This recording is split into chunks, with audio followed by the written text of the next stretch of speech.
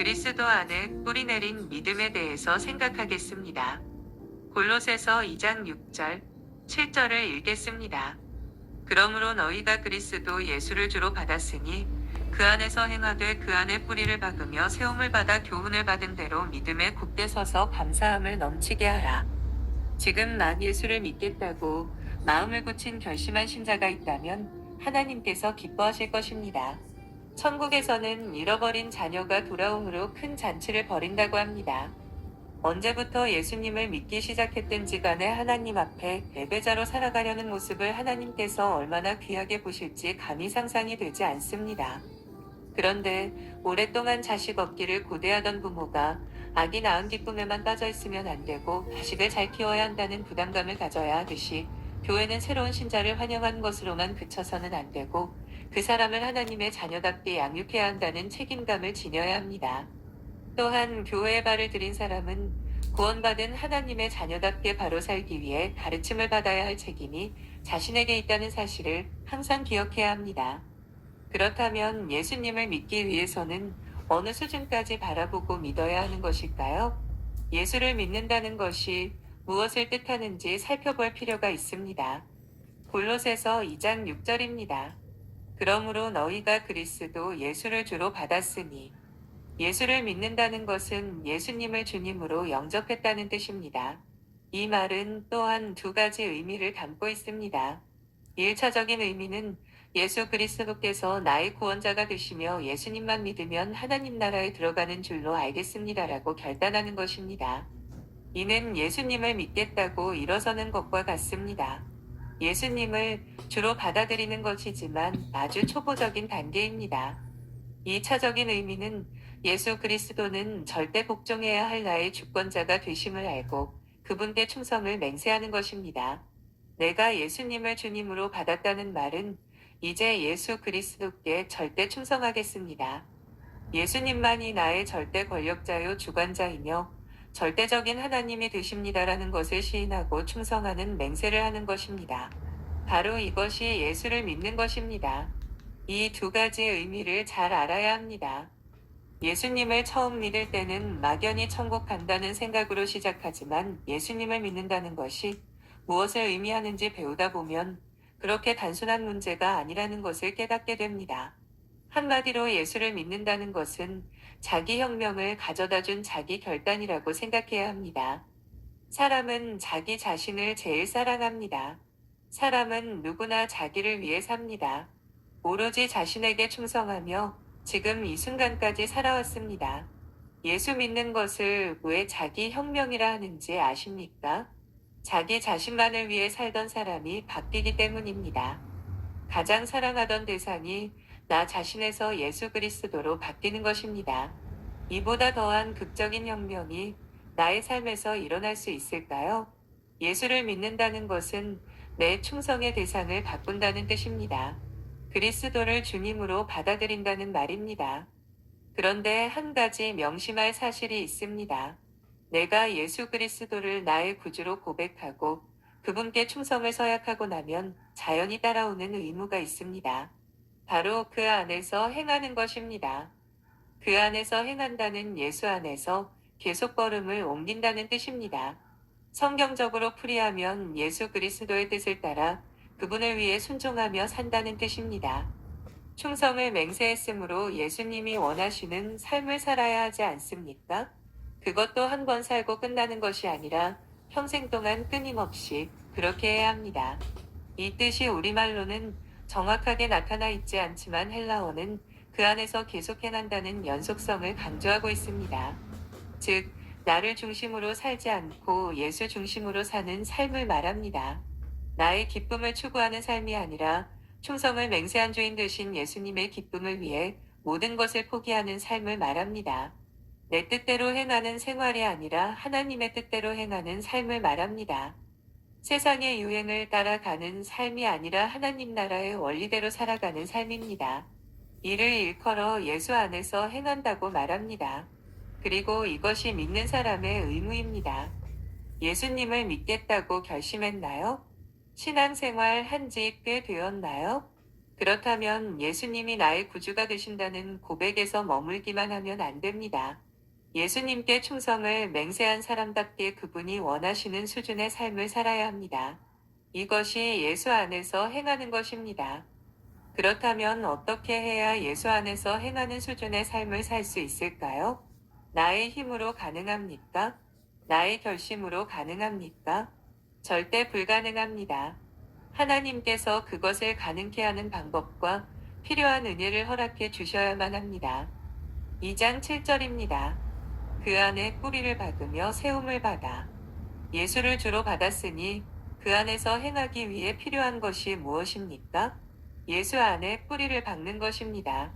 예수 안에 세움을 받는 것입니다. 그렇게 믿음이 점점 강해져서 감사가 넘치는 자리에까지 이르러야 합니다. 예수님께 절대 복종하고 충성하면서 살려면 예수 안에 뿌리를 박아야 합니다. 이것은 나무에 비유한 말입니다. 나무가 쓰러지지 않고 계속해서 자라기 위해서는 땅속 깊이 뿌리를 내려야 합니다. 마찬가지로 예수님께 절대 복종하고 충성하고 살려면 예수 안에 깊이 뿌리를 내려야 합니다. 그러지 않으면 쓰러집니다. 그렇게 하지 않으면 자라지 못합니다. 예수 안에 뿌리를 깊이 내리고 예수님이 주시는 영양분을 공급받고 예수님으로부터 생명을 이어받아야 주님이 원하시는 감사가 넘치는 삶을 살 수 있습니다. 그래야만 그분 안에서 행하는 삶이 부담스럽지 않고 감사함으로 기쁨이 충만한 삶을 살게 되는 것입니다. 주님은 내가 그렇게 살기를 원하십니다. 그렇다면 본문이 말하는 예수 안에 뿌리를 내린다, 예수 안에 털을 닦는다는 무슨 뜻일까요? 익숙한 표현이지만 대답하기는 어렵습니다. 여러 가지로 해석할 수 있지만 가까이 기록한 말씀을 기준으로 살펴보겠습니다. 골로새서 2장 2절입니다. 하나님의 비밀인 그리스도를 깨닫게 하려 함이니. 예수 그리스도를 왜 깨달아야 합니까? 그리스도 안에는 지혜와 지식의 모든 보화가 감추어져 있기 때문입니다. 보물은 인류 역사 이래로 소유의 대상이 되어왔습니다. 보화, 보물, 지혜 같은 것들을 얻고자 많은 사람들이 생명을 걸고 싸웠습니다. 그런데 인류가 가장 원하는 것이 바로 예수 안에 있습니다. 예수님을 깨닫기만 하면 예수 안에 있는 모든 보화와 지혜가 내 것이 됩니다. 예수님을 깨닫는다는 말은 안다는 말과도 통합니다. 예수님을 알기만 하면 예수 안에 있는 모든 보화가 내 것이 됩니다. 그러면 그 사람은 얼마나 행복하겠습니까? 따라서 예수 안에 뿌리를 내린다는 말은 예수를 안다는 말이요. 예수님을 깊이 깨닫는다는 말과 통합니다. 그렇게 보는 것이 제일 안전합니다. 예수 안에 깊이 뿌리를 내리고 예수님으로부터 모든 것을 받아들이고 공급받는다는 것은 예수님을 안다는 말이요, 예수와 교제한다는 말이요, 예수와 깊은 관계를 맺는다는 말입니다. 그러면 믿음은 예수님을 아는 것만큼 자라며 예수님을 아는 것만큼 감사가 넘치는 사람이 됩니다. 반면에 예수를 모르는 것은 믿음이 약함을 의미합니다. 따라서 믿음이 좋다, 나쁘다는 말은 예수님을 안다, 모른다는 것을 이야기하는 것과 같습니다. 예수님을 믿는다와 예수님을 안다는 말은 구별해야 합니다. 전도를 받아서 예수를 믿겠습니다 하고 결단하는데 결단은 예수를 발견했다는 뜻이 되며 예수를 안다고 표현하기에는 무리가 있습니다. 예수님을 아주 조금 아는 것에 불과하기 때문입니다. 예수님이 나를 위해 십자가에서 죽으셨다는 사실이나 예수님이 나의 구원자가 되셨다 정도를 아는 것입니다. 따라서 그것은 발견입니다. 첫 발견이기에 예수라는 인격을 안다고 말할 수는 없는 단계입니다. 교회에서 몇 년 동안 설교 들으면서 배운 것을 가지고 예수를 다 아는 것처럼 말하는 경우도 있지만 사실 부끄러운 이야기입니다. 과연 예수를 얼마나 알겠습니까? 남편을 잃은 부인이 있었습니다. 눈물을 흘리던 부인이 목사님, 저는 남편과 15년을 살았지만 아직도 남편을 잘 모르겠습니다라고 말했습니다. 사실 그 말이 옳습니다. 부부가 3, 40년을 같이 삽니다만 서로 알면 얼마나 알까요? 인격 대 인격의 만남이기 때문에 안다는 것은 굉장히 높은 차원에 해당합니다.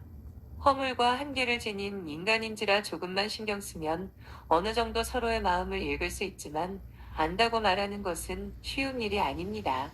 가까이 사귀고 함께함으로 많은 대화를 나눠야만 비로소 그 사람을 조금이나마 안다고 말할 수 있는 것입니다. 그런데 예수님이 누구십니까? 하나님입니다. 또 죄 없으신 사람입니다. 예수님은 창조자이시며 전지전능하신 하나님의 속성을 지닌 나의 구원자가 되십니다. 내가 그분을 어느 정도로 안다고 말할 수 있겠습니까? 내가 가지고 있는 지식은 부분적이라 예수를 안다고 말하기에는 너무나 빈약합니다.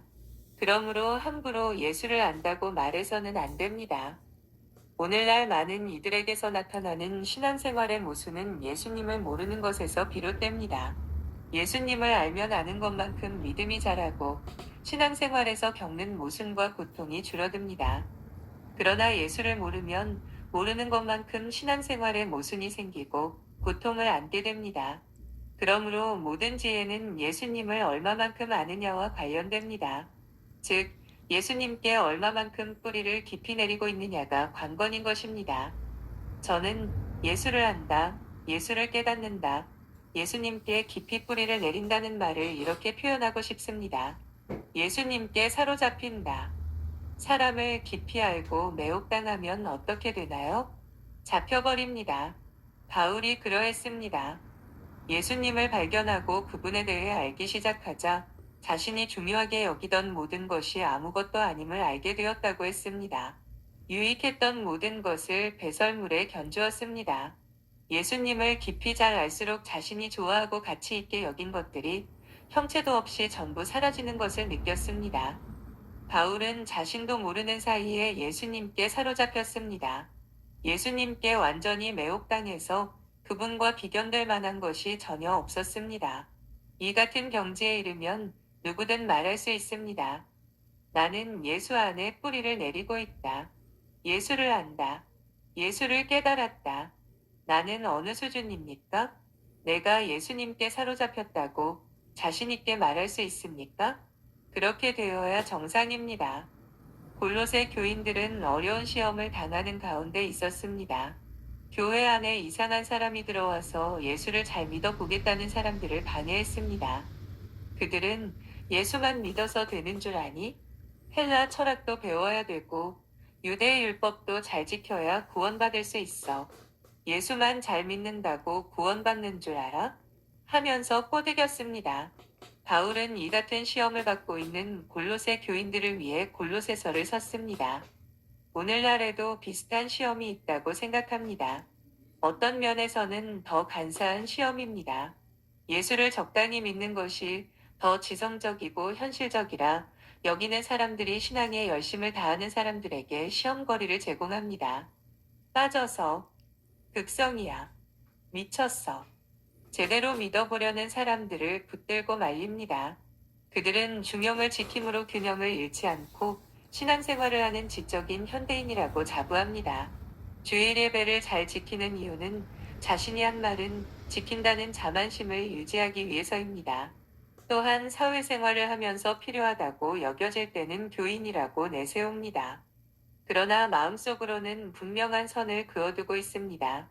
빠져들면 안 된다는 선이 있는 것입니다. 혼자만 그러면 괜찮을 수도 있는데 열심히 믿겠다고 하는 사람들까지 붙들고 늘어집니다. 또한 그들은 절대로 예수님처럼 기도하지 못합니다. 예수님은 아버지 뜻대로 하옵시고 내 뜻대로 마옵소서라고 기도하셨는데 적당주의자들은 하나님 아버지, 아버지 뜻대로 하옵시고 내 뜻대로 하옵소서라고 기도합니다. 그런데 이렇게 적당히 예수를 믿는 사람들이 위험합니다. 예수님을 처음 믿는 사람에게 제일 곤란한 장애거리를 안겨주기 때문입니다. 그러나 분명히 알아둬야 합니다. 하나님께서는 적당주의 신앙생활을 원하시지 않습니다. 적당주의 신앙생활은 예수를 주로 받았으니 그 안에서 행하되라는 예수님의 명령대로 사는 삶이 아닙니다. 이는 각자의 양심이 증명해 줍니다. 적당주의 신앙은 세속주의입니다. 하나님도 사랑하고 세상도 사랑하려는 매우 간사한 마음의 처신입니다. 천국이 있으면 그곳에도 가고 동시에 세상에서도 재미를 보겠다는 욕심에서 나온 것입니다. 이 같은 사람은 당장 고치지 않으면 나중에 큰 불행을 겪을 수도 있습니다. 교회를 처음 나오기 시작했거나 믿은 지 얼마 안 되는 분, 예수를 오래 믿었지만 아직도 예수님을 안다고 말하기에는 너무나 약한 자리에 있다고 스스로 인정하는 분들에게 부탁합니다. 적당주의로 믿는 것이 현실적이라고 생각하는 사람을 가까이 두지 말기 바랍니다. 그런 사람들을 가까이 하면 그 피해는 값으로 따질 수가 없습니다. 나중에 후회할 수도 없고 후회해봐야 소용도 없는 때를 맞이하게 됩니다. 오늘날의 한국교회가 사회로부터 비난받는 이유는 무엇일까요? 예수를 너무 잘 믿어서 비난받습니까? 교회에 가면 고통스러운 문제들이 발생하는 이유는 무엇입니까? 예수를 잘 믿어서 고통스러운 문제가 생깁니까? 아닙니다. 적당히 믿으려는 사람들 때문에 교회가 멍들고 근본적인 정신을 상실하여 껍데기만 남은 것임을 알아야 합니다. 예수님께 뿌리를 내린다는 것은 그분께 사로잡혀 인격적으로 깊이 아는 것입니다. 그러면 어떻게 해야 이 같은 은혜를 받을 수 있습니까? 어떻게 해야 예수님을 잘 알 수 있습니까? 어떻게 해야 예수님께 사로잡힐 수 있습니까? 본문에는 아주 짤막하게 중요한 열쇠가 되는 말씀이 나옵니다. 7절 가운데 교훈을 받은 대로, 이 말은 곧 배워야 한다는 의미입니다. 성경 말씀은 예수 그리스도를 가르쳐주고 보여주는 유일한 길이요 진리입니다. 성경을 배운다는 것은 예수를 아는 것입니다. 이는 단순히 몇 가지 지식을 암기한다는 의미가 아닙니다. 성경을 통해 예수님이 나타나십니다. 성경을 통해 예수님이 걸어 다니시는 모습을 봅니다. 성경으로 예수님의 음성을 듣습니다. 성경에서 예수님과 만날 수 있습니다. 성경 안에서 예수님과 깊은 교제를 나눌 수 있습니다. 성경으로서 예수님과 동행하며 신비스러운 경지까지도 이룰 수 있습니다. 왜냐하면 성경은 살아 계신 예수 그리스도를 알려주고 보여주며 만나게 하고 들려주기 때문입니다. 그래서 예수 그리스도를 말씀이라고 표현한 성경도 있습니다. 그만큼 성경은 살아 계신 예수 그리스도를 전합니다. 예수님께 사로잡히기를 원합니까? 예수님을 깊이 깨닫고 알기를 원합니까? 말씀을 배워야 합니다. 존 버년의 작품 철로역정을 보면 무지라는 인물이 나옵니다. 무지, 즉 무식하다는 뜻입니다. 그는 천국을 향해 가고 있기는 하나 좁은 문으로 들어오지 않고 옆으로 난 솔길을 통해 들어왔습니다.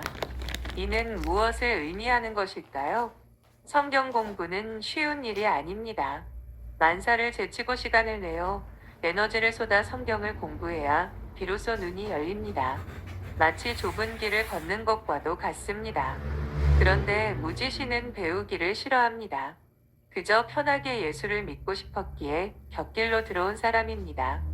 또한 무지씨는 예수를 잘 믿고 신앙생활을 잘하는 크리스천이나 소망이라는 사람과 교제하기를 원하지 않습니다. 크리스천이 아무리 같이 가자고 해도 몇 마디 얘기만 나누고 나서 홀로 떨어져 걸어옵니다. 말씀 배우기를 싫어하는 사람은 예수님을 잘 믿고 성경을 열심히 배우는 사람과 동행하려 들지 않습니다. 이질감을 느끼기에 가급적이면 멀리하고 싶어 합니다. 혼자 외톨이로 신앙생활을 합니다. 그런데 외톨이라는 것은 교회 안에서의 이야기일 뿐이고 세상으로 나가면 친구들이 많습니다. 무지씨는 항상 나는 천국이 있는 것도 믿고 예수님이 계시다는 것도 믿는데 동의한다고 자랑합니다. 하지만 무지씨의 이 믿음은 진짜가 아닙니다. 참믿음 안에서는 예수를 알고 싶은 갈증이 생기는데 그는 이 갈증이 없습니다. 하나님이 계시고 천국이 있는 것은 마귀도 인정하는 바입니다. 귀신도 인정하고 소리를 지를 정도이니 그것을 아는 것은 대단하지 않습니다. 무지씨는 나는 내 마음과 신앙생활이 늘 일치한다는 것을 확신한다고 자랑합니다. 그러자 크리스천이 묻습니다. 당신의 마음과 신앙생활이 일치한다는 것을 어떻게 증명합니까? 무지씨는 내 마음이 증명합니다라고 답합니다. 자신의 신앙생활을 평가하는 척도를 하나님의 말씀이나 예수 그리스도의 가르침에 비추어 따르지 않고 순전히 자기 마음에 맞추는 것입니다. 성경에 대해 잘 모르니 모든 것을 자신의 기준대로 판단합니다. 그런데 이는 올바른 태도가 아닙니다. 예수 믿는 사람들은 그러면 안 됩니다. 나의 마음을 지배하는 성령님이 계시고 나의 이성을 지배하는 하나님의 말씀이 있습니다. 더 나아가서는 나의 인격 전체를 인도하시는 하나님의 아들이 계십니다. 따라서 그리스도인은 예수님 앞에서 말씀으로 평가받아야 하며 내 마음대로 평가해서는 안 됩니다. 이런 의미에서 무지시는 잘못된 것입니다. 결국 무지시는 천국문 앞에서 쫓겨나게 됩니다. 그리스도인 중에 어느 누구도 무지시와 같이 되지 않기를 바랍니다. 예수님을 믿겠다고 한 사람이 한두 시간 뒤에 죽음을 맞는 경우라면 구원 문제가 간단해질 수도 있습니다. 예수님이 십자가에 달리셨을 때 오른편에 있던 강도는 어떠했습니까? 그는 십자가에 예수님이 달리신 6시간 내내 회개하지는 않았을 것입니다. 어쩌면 꽤 시간이 지나서 그저 2~3시간만 예수님을 믿었는지도 모릅니다. 강도가 예수님을 믿을 때에 그분을 아는 지식은 굉장히 소박하고 단순했습니다. 예수님이 하나님의 아들이요 죄가 없으신 분이라는, 또한 그분을 의지하면 하나님 나라에 들어갈 수 있다는 간단한 지식만 있었을 것입니다. 그러나 강도는 그것 때문에 구원받았습니다. 그에게는 시간이 더 이상 없었기 때문입니다. 2~3시간 지나면 다할 목숨이라 주님이 그를 곧바로 구원해 주신 것입니다. 그를 향해 왜 성경 공부를 하지 않았느냐? 왜 나를 좀 더 깊이 알지 않았느냐? 라고 나무라시지 않았습니다. 2~3시간 지나고 죽는 경우라면 현재 내가 가진 믿음만으로도 괜찮을지 모릅니다. 하지만 이 세상을 떠나기까지 10년 이상 남아있다면 예수님은 나의 구원자가 되신다는 것만 믿게 하려고 하나님이 성경을 손에 들려주신 것이 아닙니다. 만약 지적장애가 있어서 아무리 설명해도 하나님의 진리를 잘 깨닫지 못한다고 한다면 예수가 나의 구원자다라는 한마디로도 구원받을 수 있습니다. 하나님께서는 그 같은 은혜도 주십니다. 이에 대한 예를 살펴보겠습니다. 스코틀랜드의 한 고아원에서 생긴 일입니다. 그곳에서는 지적 장애 아들만을 돌보고 있었습니다. 아이들은 지능이 낮아 이해력이 떨어졌으므로 율동이나 놀이를 통해 성경 이야기를 배우고 있었습니다. 삼위일체, 성부, 성자, 성령 하나님에 대해서는 다음과 같이 가르쳐 주었습니다. 한 분 안에 3분이 있고 3분 안에 한 분이 있다. 그리고 그 3분 중 가운데 있는 분이 나를 위해 죽으셨다. 성부, 성자, 성령 중에서 성자가 나를 위해 죽으셔서 나의 구원자가 되신다는 것을 율동으로 가르쳤습니다. 그런데 지적 장애아 중에는 듣지 못하는 아이가 있었습니다. 아이는 행동을 따라하긴 했지만 그가 무엇을 깨달았는지 아는 사람은 없었습니다. 어느 날 저녁 고아원에 화재가 발생했습니다. 불을 끄고 조사에 나서자 귀가 들리지 않는 그 아이가 질식해 숨져 있었습니다. 그런데 아이의 손이 율동을 통해 익힌 모양새를 하고 있었습니다. 즉, 뭔가 하나는 잡은 것이었습니다. 3손가락 중에 예수님을 상징하는 가운데 손가락만 잡으면 구원받는다는 믿음이 있어서 생명이 위태로워지자 자기도 모르는 사이에 그리한 것입니다. 이처럼 나 역시 똑같은 지적 장애를 가졌다면 간단한 성경 지식을 온전히 내 것으로 만들어서라도 천국에 들어갈 수 있어야 하지 않을까요? 하지만 신체가 건강하다면 그 아이가 가진 신앙 지식만으로는 천국에 갈 수 없을 것입니다. 더 열심히 성경을 공부하고 내 삶에 적용해야 할 의무가 있는 것입니다. 2. 하나님께서는 예수를 믿는 내가 성장함 없이 제자리만 지키도록 하시지 않았습니다. 예수님께 사로잡히고 그분을 알 수 있도록 성경을 주셨습니다. 그러므로 성경을 배우면 예수님과 만나게 되고 배우기를 사모하고 힘쓰는 동안 예수님과 깊이 사귀게 됩니다. 또한 예수님을 알아갈수록 모든 것을 그분께 내어드리고 싶은 마음이 생깁니다. 그분만 생각하면 감격과 감사함으로 어떤 상황에서도 찬송할 수 있는 사람이 됩니다. 따라서 예수님을 위해 살고 내 시간을 바치고 내 마음을 드리는 것이 더 이상 부담스럽지 않게 됩니다. 예수님께 절대적인 충성을 서약하는 것은 억지로 되는 것이 아니라 내 마음속에서 뜨겁게 솟아올라서 이루어지는 것입니다. 신앙생활의 고지는 바로 여기입니다. 이왕 예수님을 믿는다면 이런 고지에 올라야 합니다. 왜 그렇게 짐스럽게 신앙생활을 합니까? 그만큼 예수님을 모르기 때문입니다. 예수님을 알아가기만 하면 금세 성장합니다. 뿌리를 땅속 깊이 내린 나무가 쑥쑥 자라듯이 말씀을 깨닫기 위해 붙들고 힘쓸 때 예수님을 깊이 알게 됩니다.